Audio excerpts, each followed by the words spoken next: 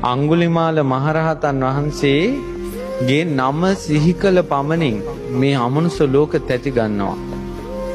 භූත, ප්‍රේත, යක්ෂ, පිසාච, කුම්භාණ්ඩ ලෝක ඒවල අය පුදුම විදියට බයයි අංගුලිමාල මහරහතන් වහන්සේගේ නමට.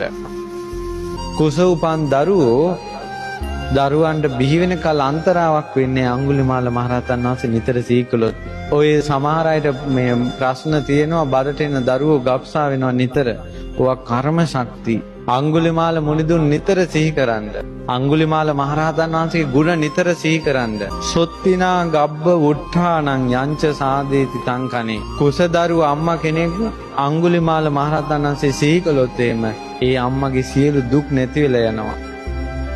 තේරස් අංගුලිමාලස්ස ලෝකනාතේන වාසිතං කප්පට්ටායි මහතේජම් පරිත්තන්තම් බනාමහේ. ඒ අංගුලිමාල මහරහතන් වහන්සේගේ ඒ බලය කල්පයක් පවතිවා කියලා ලෝකනාත වූ තථාගතයන් වහන්සේ අදිෂ්ඨාන කළා තියෙනවා.